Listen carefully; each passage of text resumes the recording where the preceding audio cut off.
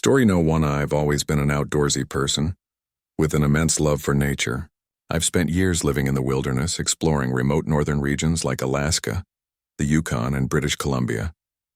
In those places, I've had countless experiences that range from strange to downright eerie. This particular tale comes from one summer when I was living and working in a tiny, isolated town in northern British Columbia, deep in the wilderness. The town itself was small, and the campground where I worked was even more remote. It was situated along the Alaska Highway, about 4 hours north of Fort Nelson, right on the edge of the northern British Columbia and Yukon border. The area had a certain charm, untouched by the modern world, but also came with its own unique set of dangers and fears. The campground was known for its natural hot springs, which attracted visitors from across North America. In the summer, the area would fill with tourists who came to enjoy the natural beauty, soak in the hot springs, and explore the surrounding wilderness. For me, it was a quiet, isolated existence that was both peaceful and haunting. I lived in a trailer on the staff grounds, which was a separate area from where the visitors stayed. The trailer was old, run down, and equipped with the barest of necessities. No running water, no electricity, and certainly no internet or phone service. If I needed to make a call, I'd have to drive all the way to Fort Nelson, a 4-hour trip just to use a phone. At first, I was struck by how different life in the woods was compared to living in the city. There were no neighbors around, no nearby stores, and no emergency services readily available. The closest police station was 4 hours away, which felt incredibly far when you were alone in the wilderness. The trailer I lived in was worn down enough that it seemed easy for someone to break into. It was a strange feeling knowing that help was so far away, and the only protection I had was the locked door of my trailer. The park itself had a spooky atmosphere. The previous campground manager had left after his son tragically ended his own life inside the trailer, where I was now staying. That trailer was never moved, despite promises from the previous manager to get a company from Fort Nelson to remove it. It remained abandoned, a reminder of the tragedy, and I made it a point to never go inside. Once I had entered the trailer and seen remnants of the past incident, empty beer bottles, old personal items left behind in haste, and a thick, unsettling silence that felt like it was soaked in the sadness of the past. I never entered again after that. The job itself wasn't glamorous. I was responsible for the general maintenance of the campground, cleaning campsites, ensuring everything was in order for visitors, and occasionally doing some wildlife interpretation for those curious about the local fauna. I also did a few shifts as a gatehouse attendant and provided security at night. The days were filled with hiking, spending time by the hot springs, and making friends with travelers from all over. The wilderness gave me a sense of freedom I couldn't quite describe, and it was during these long, tranquil days that I grew accustomed to the oddities of nature, the rustling of leaves, the distant calls of wildlife, and the deep, unbroken silence that filled the air at night. However, there were moments when I felt the creeping anxiety of being so isolated. The closest town was hours away, and there were times when the feeling of vulnerability would settle in, especially at night. The entire park was a large expanse of forest, and the campground felt far removed from any real civilization. Even though I was surrounded by beauty, there was a certain unease in knowing how exposed I was. One of the most unsettling aspects of working at the campground, though, was hearing about past incidents. One of the worst stories I had to endure was reading a police report about a fatal bear attack that occurred years before I arrived. The details of the attack were so gruesome that it gave me chills to read through them. Part of my training included a bear-aware program, where we learned what to do in case of an encounter with wildlife. But the thought of a bear suddenly appearing while I was alone in the woods was a constant source of anxiety. But nothing prepared me for what happened one night. It was a typical summer evening when I was in my trailer, trying to get some rest after a long day of work. I had already locked up for the night, making sure all the windows were secure. I had no reason to expect anything out of the ordinary. But then suddenly around midnight I was awoken by the sound of loud banging on my door. My heart stopped and I froze, listening intently. The noise came again, even louder this time. A knock, then another. I crept out of bed and peered through the small window next to my bed. My pulse quickened when I saw a car parked outside, its headlights casting eerie shadows across the grounds. 2 men were standing at my door. I couldn't make out their faces, but I could see they were both acting erratically. My first thought was to ignore them and hope they'd go away, but I could feel my stomach twist with a mixture of fear and confusion. I couldn't just leave them out there. I needed to know what they wanted. So I called out through the door asking what they needed. The response I got was slurred and incomprehensible. One of the men was clearly drunk, his words barely making sense. He was rambling about something, but I couldn't quite catch it. The other man was also intoxicated, but he was trying to explain something in an equally erratic manner. In my gut, I felt like they weren't here to harm me, but something about the situation made me uneasy. The man who had been speaking seemed frantic, visibly shaken by whatever was going on. He managed to say that there was a person running around the campground stabbing people. My blood ran cold. I stood frozen, staring at him, trying to process what he was saying. He repeated himself, slurring even more now. Someone was running around with a knife attacking people. At first I thought I must have misunderstood him, but his desperate tone made it clear that he was serious. I didn't know what to do. My mind raced. There was no phone, no way to call for help. The park ranger's cabin was about a 5-minute walk away, but the thought of leaving my trailer and running through the dark woods alone made my heart race even faster. The two men, apparently feeling that they had said enough, jumped back into their car and sped off, leaving me standing in my trailer, uncertain of what to do next. After a few moments of panic, I remembered the radio in my trailer. It was my only means of communication. I grabbed it, hoping to contact the ranger, but of course his radio was off. There was nothing else to do but run to his cabin and inform him of what I had just heard. I stepped outside into the cold, dark night. The forest around me was alive with sounds, twigs snapping, leaves rustling, the distant call of some nocturnal animal, but none of them were as terrifying as the thought of a madman with a knife lurking in the shadows. Every step I took seemed to echo louder in my ears as I made my way across the grounds, heading toward the ranger's cabin. When I finally reached the cabin, I knocked urgently. The ranger answered after a few moments, looking groggy and tired. I explained what had happened, my voice shaking with fear. He immediately contacted the police, who told him they'd be on their way, though it would take at least 4 hours for them to get there. In the meantime, the ranger grabbed his gun and offered to escort me back to my trailer. He told me to lock up and not let anyone else inside. The rest of the night was spent in complete silence, broken only by the occasional creak of the trailer as I sat on the bed, listening for any disturbance. I focused on every sound, my senses heightened, but after what felt like an eternity, the trailer began to rock. My heart leapt into my throat as I froze, listening closely. Was it him? The maniac? I could hear heavy breathing, the kind that seemed too rhythmic, too deliberate. I stayed absolutely still, my breath caught in my chest. The sound continued, and I began to panic, wondering if I was about to face the worst. But then I heard something that didn't fit. It was a grunt, a strange guttural noise that didn't sound human at all. Peering cautiously out the window, I saw the source of the sound, a massive bison, scratching its back on the side of my trailer. Relief washed over me, and I laughed nervously. The trailer rocking, the heavy breathing, it had all been the bison. Around 4 a.m., the authorities arrived and the investigation began. The campground was closed off and the area turned into a scene straight out of a crime show. The police eventually determined that the two men I had spoken to were involved in the incident at the hot springs. A man had argued with some people at the springs, then left only to return with a knife. He had stabbed 2 of the men before fleeing. He stopped by my trailer to make it seem like he wasn't involved.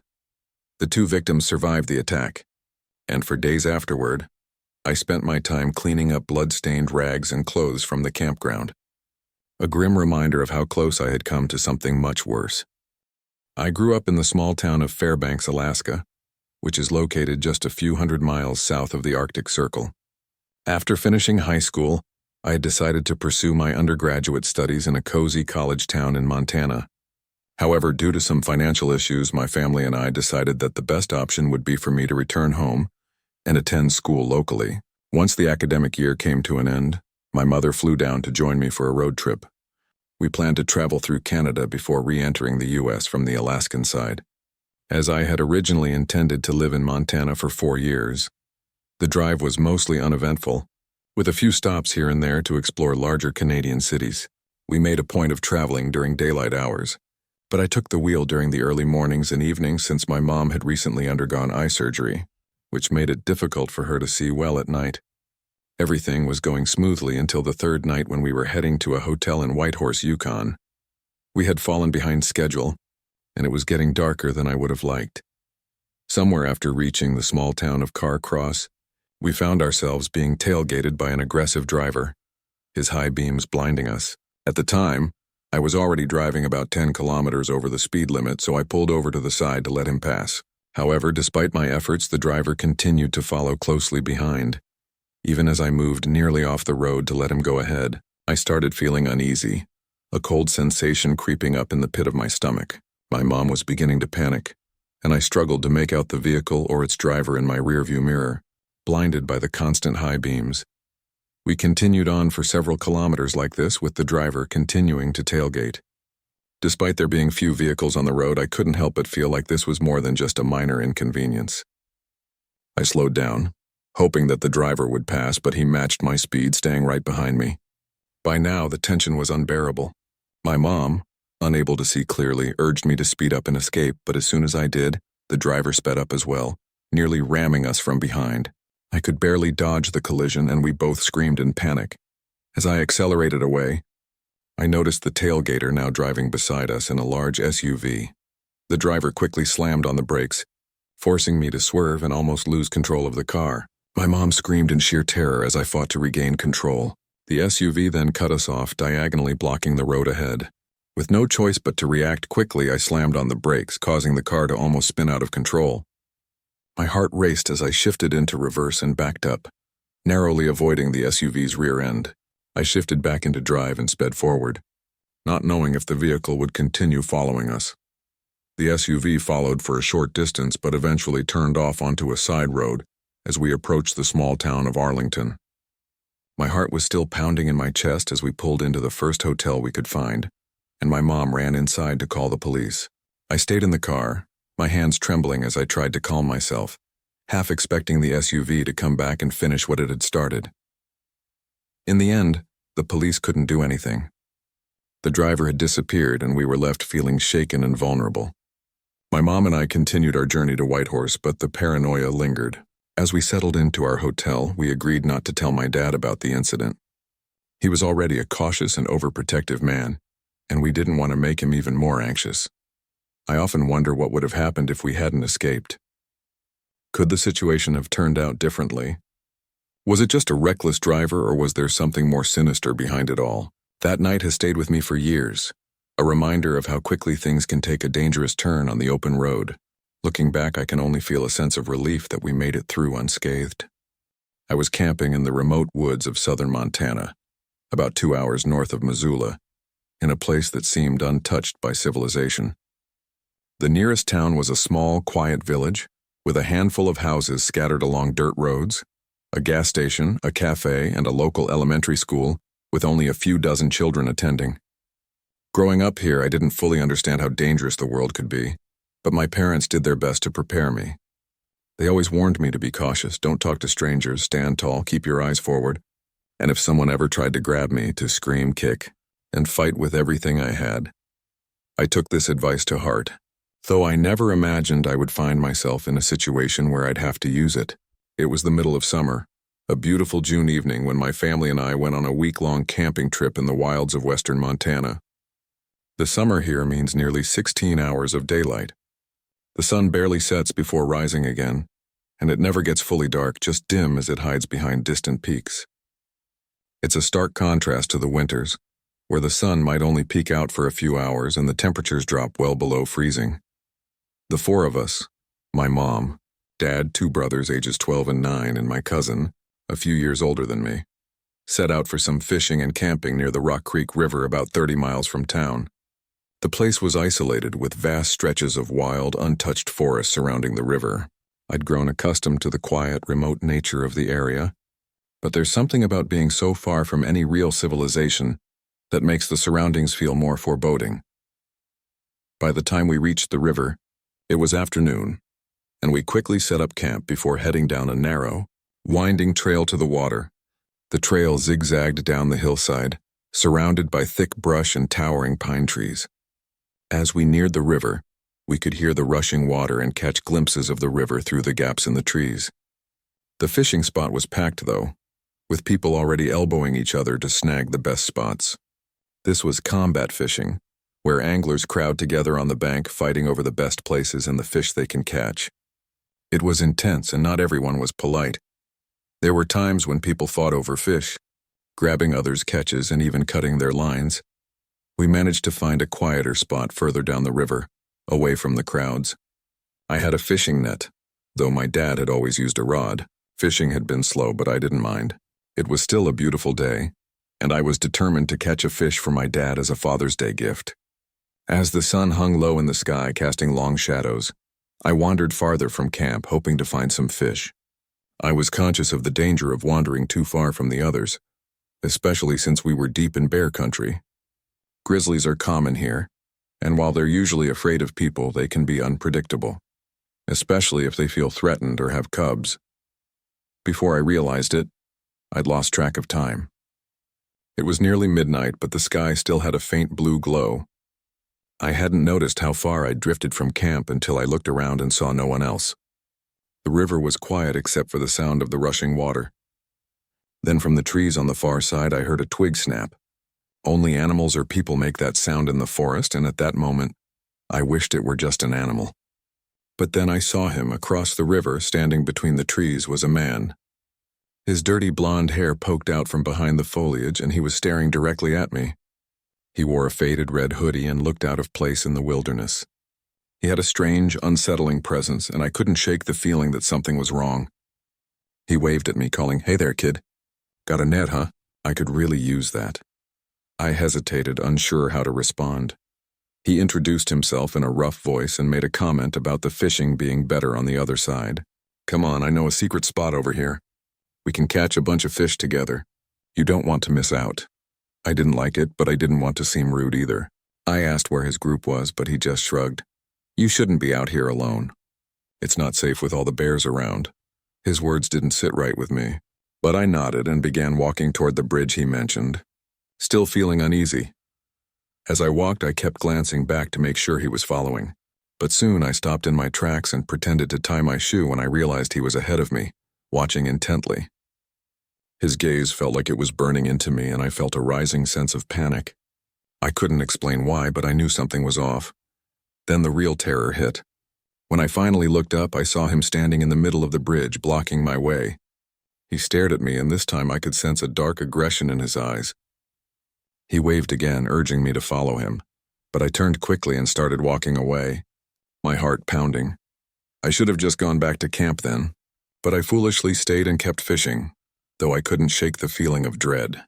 The river had grown emptier, with just a few people left. But once again, I became so focused on fishing that I didn't notice I was completely alone again. Then I heard the sound of footsteps, heavy and fast, splashing through the water behind me.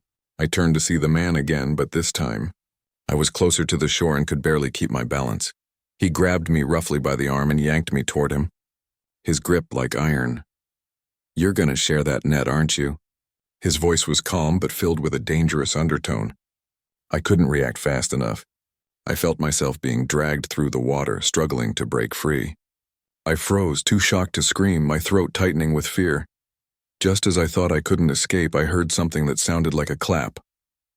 Then another. It was people approaching. My heart skipped, and the man immediately let go of me. I fell into the water, gasping for air. As I coughed and stood up, I saw a group of people coming down the trail, and among them was my mom. I felt a wave of relief wash over me as I quickly ran to them, not daring to look back. The man was gone, vanished into the woods. When I got back to camp, I didn't tell anyone what had happened, too embarrassed by how I'd frozen and failed to protect myself. But as I sat by the fire, I realized just how lucky I had been. Even in the wilds of Montana, you never know who might be lurking just beyond the trees. In the early 1970s, my father, who was in his early 20s at the time, had always dreamed of visiting Alaska. Like most young men, he and a close friend were looking for a break, a time to escape their usual routines and experience something unique. They had no grand plans or elaborate itineraries, just the hope of a spontaneous adventure. The decision to go to Alaska was made on a whim. motivated mainly by the fact that they couldn't afford to go anywhere else for a vacation.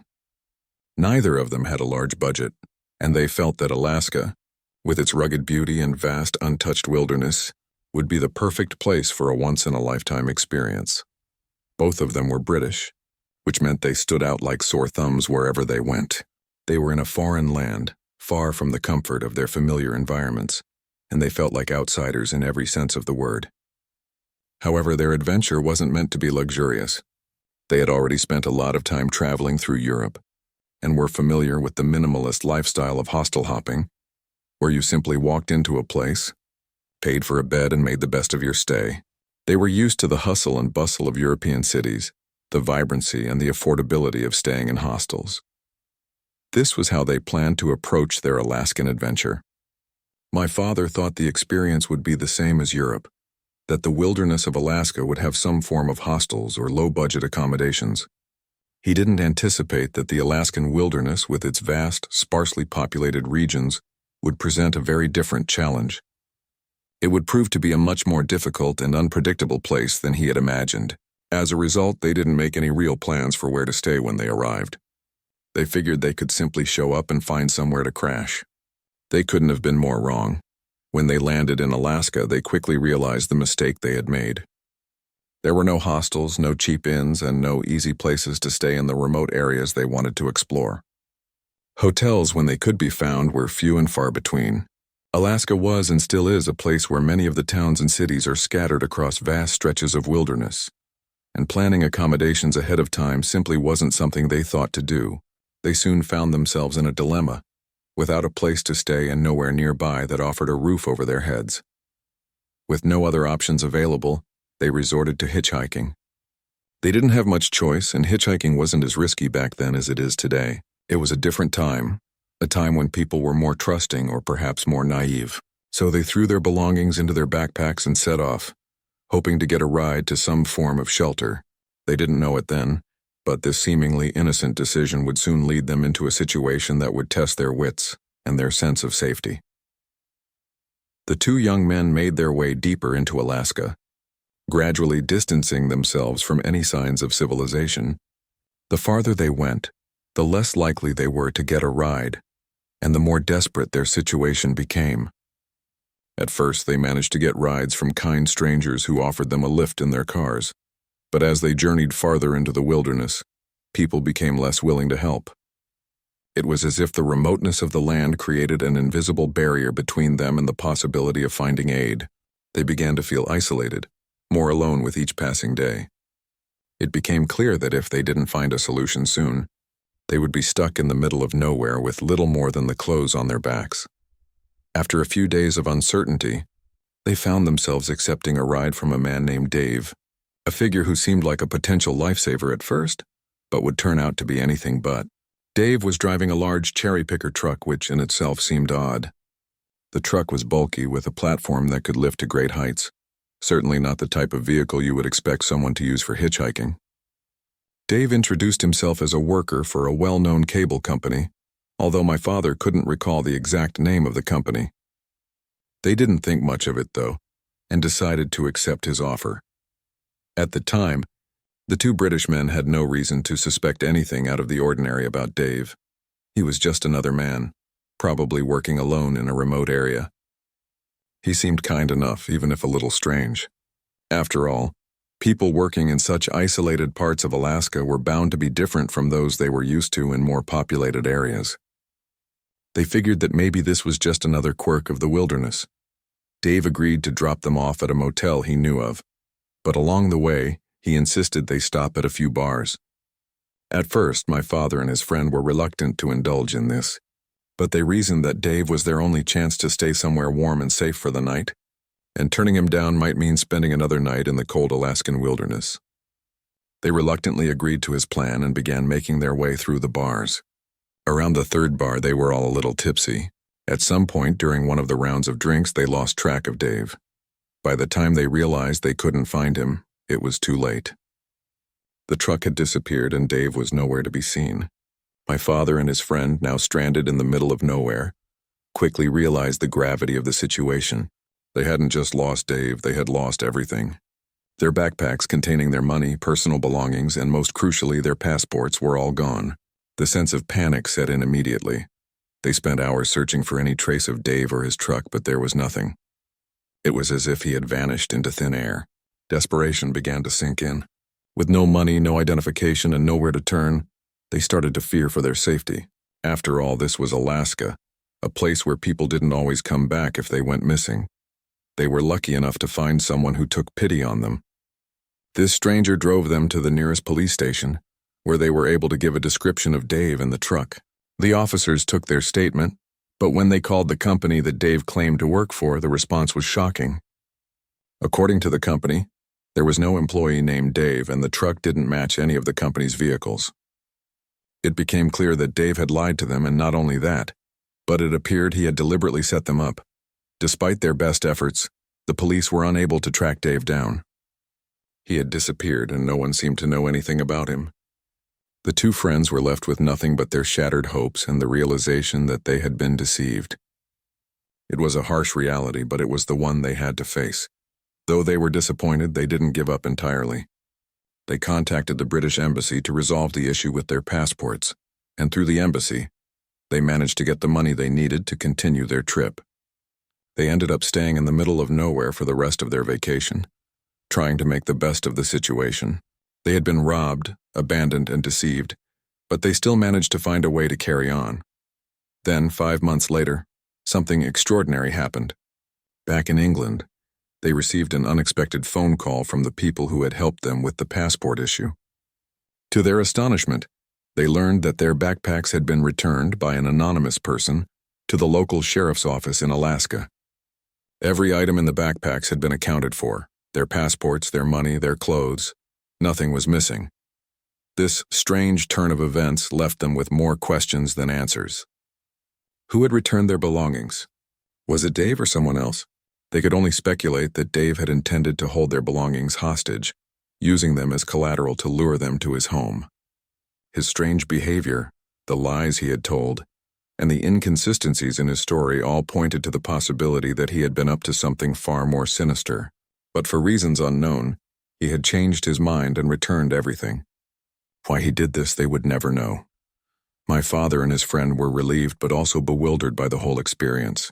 They had been fortunate that things didn't escalate any further, but they never forgot the lesson they learned during that trip. Sometimes, the world is full of people who are unpredictable, and even the most seemingly innocent decisions can lead you down a dangerous path. Still, they were grateful that the situation hadn't ended worse, and they were able to continue their lives with a strange story to tell. As for Dave, he remained a mystery, vanishing into the wilderness of Alaska without a trace. Perhaps he had second thoughts about what he was planning, or perhaps something else had intervened. Whatever the case, my father and his friend learned to be far more cautious about who they trusted and how they planned their adventures forevermore. I grew up on a small, isolated property where my family lived in a 2-story house since I was born. The lower level of our house had a bathroom, furnace room, storage area, entryway, and a rec room. One of the walls in the rec room had a few plywood panels, where extension cords ran through to our crawl space beneath the house. The driveway leading to the property was shaped like a C, with the entrance from one side, a carport to park in, and an easy exit forward to leave. Our crawl space was only 3 feet high but 12 feet long. It housed 2 large water tanks as we collected our own rainwater, and was also used as a storage area. The space was quite cramped, and we had to lift a heavy cover to access the water tanks. The only entrance to the crawl space was a small door, 3 feet by 2 feet, secured with a master lock, but we rarely locked it. Our dog, Bear, had his space on the side of the house. He was a mix of a German Shepherd and a Rottweiler, weighing around 80 pounds, and was a loyal, calm dog. He would only bark when needed. During the summer, we often saw black bears roaming the yard, and Bear would bark at them, making them move along. His bark was distinct and easily recognizable.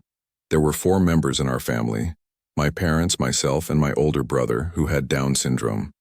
My brother went to special education classes, and occasionally, other kids with mild disabilities would join the class.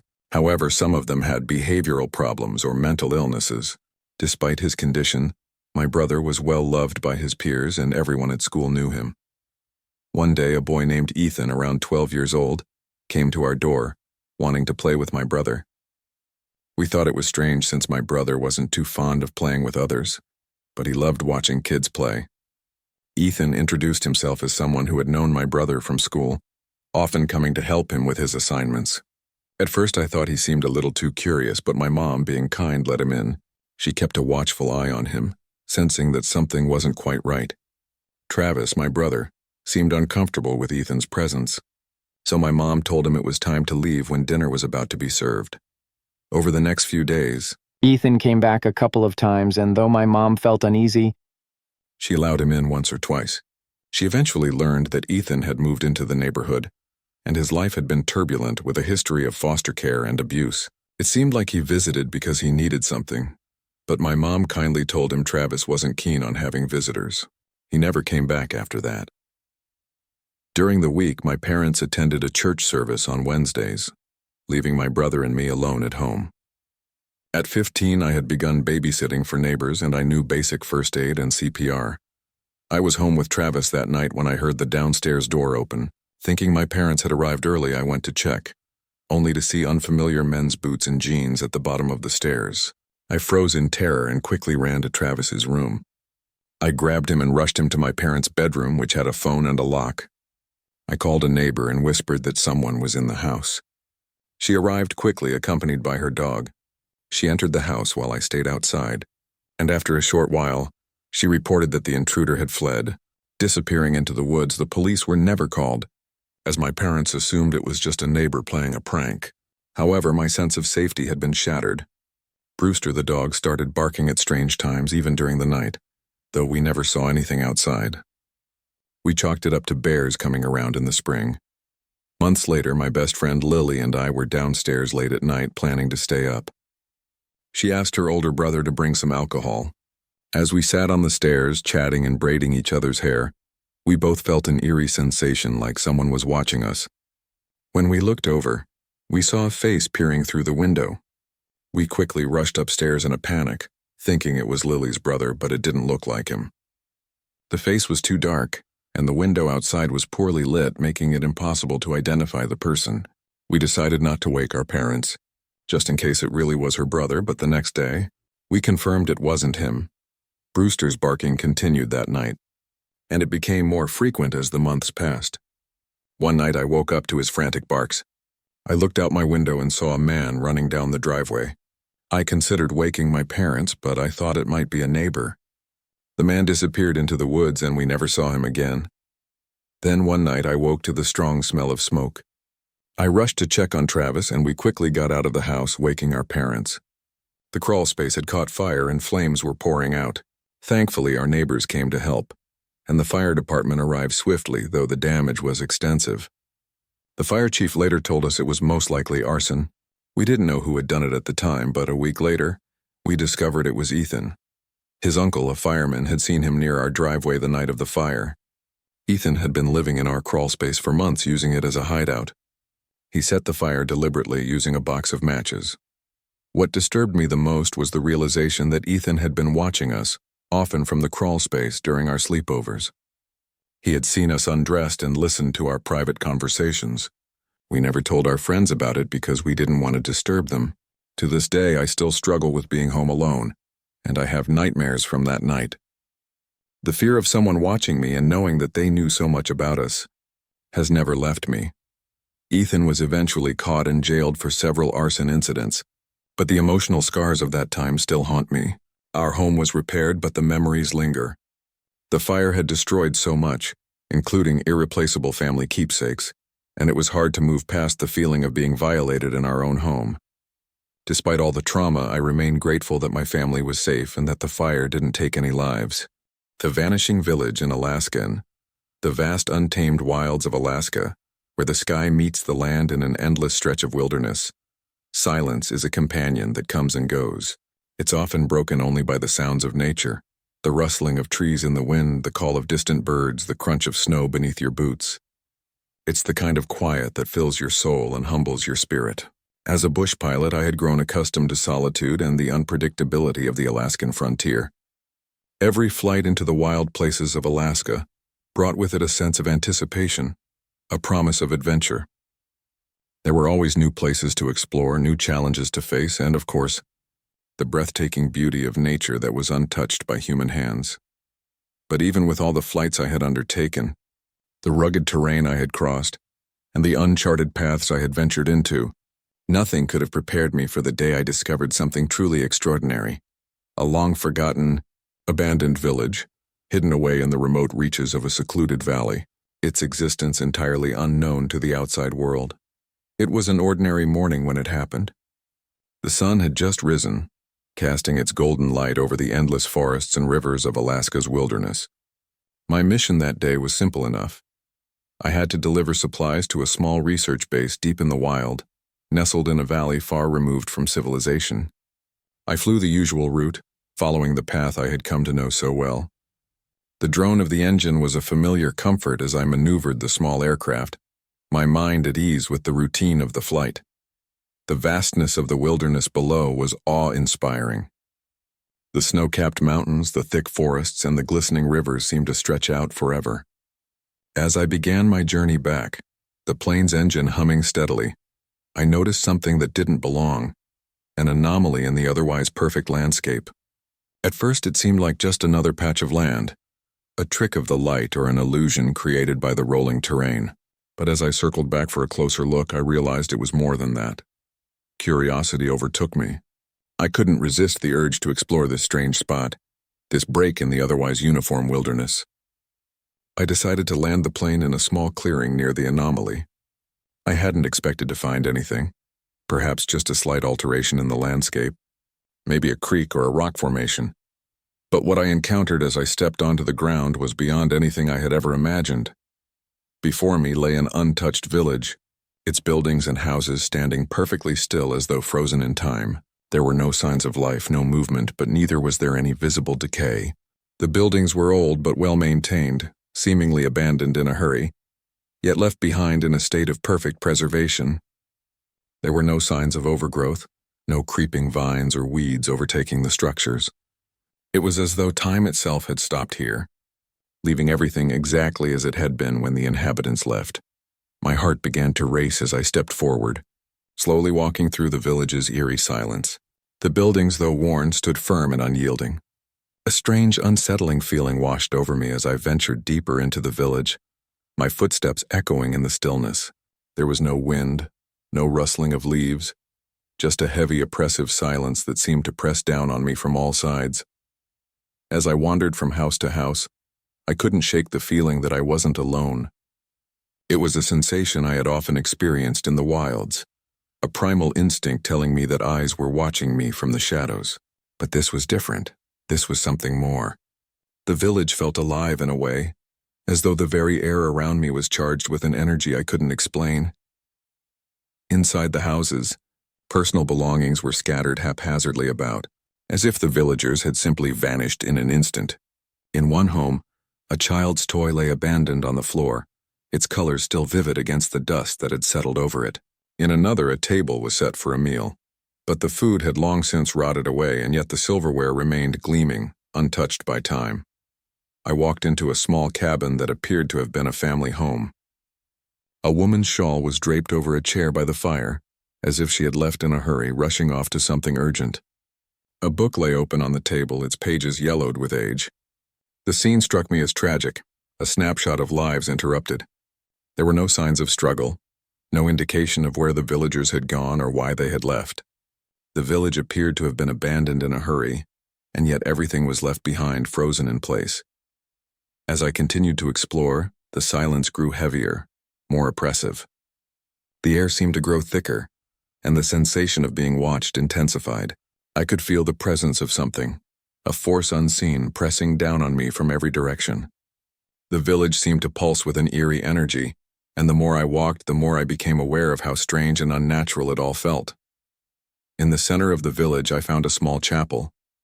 Its doors stood ajar as if inviting me inside.